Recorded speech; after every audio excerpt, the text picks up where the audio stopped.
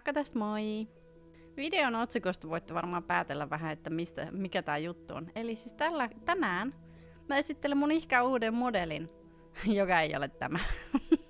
Modelin riviiliin voitte hyppää tuohon timestampiin, jos haluatte nähdä sen suoraan. Ajattelin kertoa mun hahmohistoriasta ja vähän näistä edellisistä modeleista. Mulla on ollut muutama modeli ja modeli-idea ennen tätä hahmoa, niin mä näytän ne tässä sitten samalla.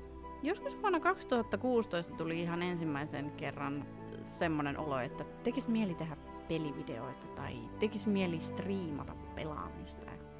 Se vaikutti tosi hauskalta hommalta. 2016 vuonna ei kuitenkaan meillä ollut sit vielä mitään laitteita oikein kunnollisia. Ja me tehtiin semmonen pieni testivideo ja kokeiltiin, että millaiselta se tuntuisi.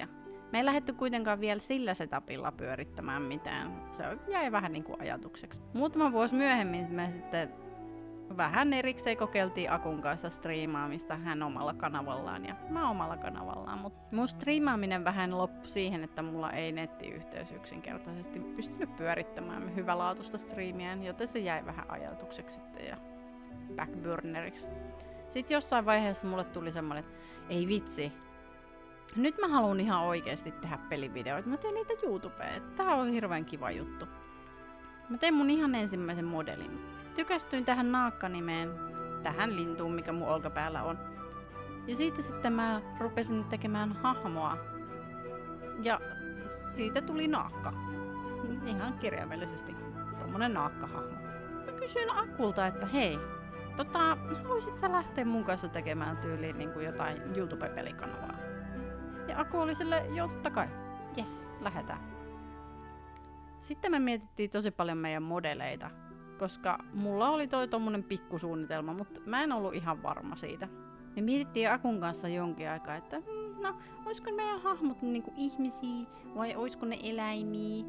Aku totesi, että hän haluaisi ehkä mieluummin ihmishahmon ja mun mielestä se oli ihan hyvä idea. Niin sitten me päätettiin embracea meidän siskosuhdetta. Tehdä molemmat ihmishahmoina. Ehkä ensimmäiseksi me meinattiin siis silloin aikoinaan striimata ja pelata ja tehdä videoita omilla naamoillamme. Omilla naamoillamme. Mä itse jotenkin totesin vaan, että tää on ihan hirveän työlästä aina meikata ja laittaa tukkaa ja tämmöstä. Ihan vaan striimaamista tai pelaamista varten. Ja jotenkin se ei oikein natsannut mulla. Joten sen takia me tehtiin sitten ihan tämmöiset modelit. Ehkä ensimmäisen tietenkin sitten oli nämä meidän ns. PNG-modelit. Kun Aku oli piirtänyt meidän base-modelit valmiiksi, mä piirsin ne sitten meille tietokoneella vaan. Koska ne oli ns. PNG-hahmoja, niin niillä piti olla sitten tietysti tosi monta ilmettä. Loppujen lopuksi kuitenkin niiden PNG-hahmojen laittaminen videoon oli tosi työlästä. Eihän ei siis tiedetty mitään PNG-ohjelmia, millä sen olisi saanut vastaamaan johonkin liikkeeseen tai sitä olisi voinut vaihella ilmeitä sun muuta. Mähän en siis halunnut, että mun kauhea työ menee hukkaan noissa PNG-hahmoissa, joten mä tälleen nostalgianappulassa sitten päätin tehdä tästä mun hahmosta ihan PNG-tuperi. Ehkä mä käytän sitä joskus jossain, ehkä mä en. Aku ja minä sitten jossain vaiheessa päätettiin, että joo, vois tehdä ihan kunnon tommoset hahmot. Me oltiin otettu vähän selvää, että millaisilla ohjelmilla sitä voi tehdä. Aku päätti omaansa tehdä sitten V-Roid Studiolla. Ja mä tein tämmöisenä 2D-versiona Live 2D-ohjelmalla. Verrattuna tuohon mun PNG-naakkaan, mä halusin tehdä tästä seuraavasta hahmosta vähän enemmän semmosen luonnonläheisemmän. Mulle oli myös tosi tärkeää saada mun oma kädenjälki näkyviin siinä hahmossa.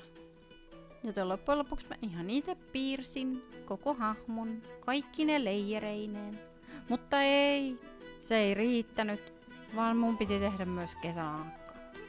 Koska ethän sä voi pitää ponchoa jossain 25 asteen helteessä. Tai voit. Mut saunaan meneminen olisi vähän järkevämpää. Tän mun ensimmäisen hahmon mä rikkasin jossain vajaassa parissa viikossa. Mullahan ei siis ollut mitään kokemusta tuosta Live 2D Cubism-ohjelmasta ennen sitä. Joten täysillä vaan syvää päätyy sitten. Mä tein ja otin tän hahmon käyttöön vuonna siis 22. Ja silloin ei ollut niin hirveästi netissä näitä tutoriaaleja. Vaikka mä tykkään tästä hahmosta paljon, niin mä huomaan esimerkiksi, että mähän en yhtään tietänyt mistään physics settingsseistä tai mistään tämmöisistä. Et se tutoriaali, mitä mä seurasin, ei käsitellyt siis ollenkaan mitään physics settingsejä. Joten sen takia nämä mun kaikki hiukset sun muut tällä hahmolla on pikkasen stiffejä. Joten tälleen pari vuotta myöhemmin mä sitten päätin rikata ihan uuden hahmon. Joten tässä se on. Ihka uusi hahmo. Tää on Naakka 2.0. Tän hahmon nimeksi mä annoin Pimi-Naakka. Mä ajattelin käyttää sitä mun main-hahmona yleisesti tässä näin videoissa.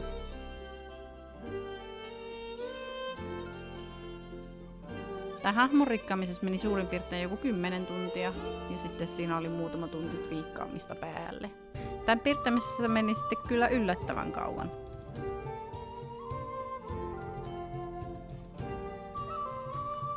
Mut sen sijaan, että mä olisin tehnyt vain yhden hahmon, mä teinkin vielä toisen.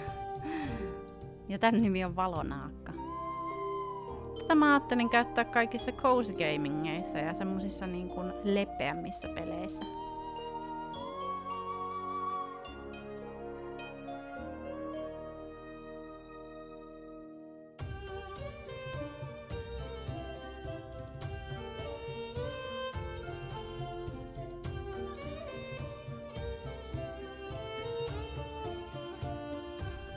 Mutta sen sijaan, että mä olisin tehnyt 2 hahmoa, niin mähän tein vielä 3. Mä tein myös uuden version mun ihan vanhasta naakasta.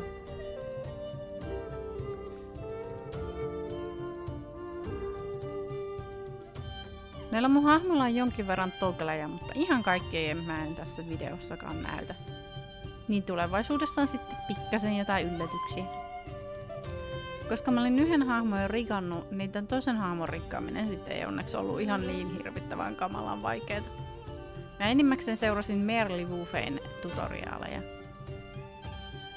Kuitenkin sen perättäisen 10 rikkaamispäivän jälkeen mun olo oli suurin piirtein tää. I'm taking a nap! You wanna take a nap? I'm taking a nap here. Okay, take a nap right there then. Good night. Kuitenkin tällä kertaa oli tosi hauska niin kun nähdä, miten paljon sitä niin kun on kehittynyt näiden 2 hahmon välillä.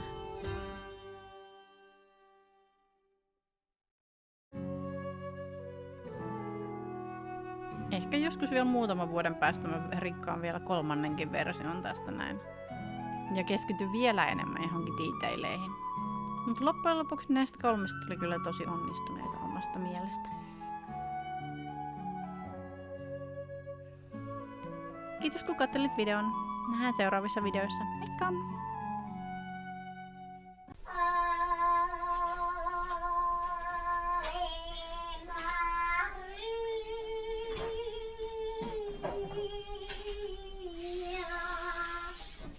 Loppujen lopuksi niitten... Nyt loppu! Ei juu! Alas sieltä!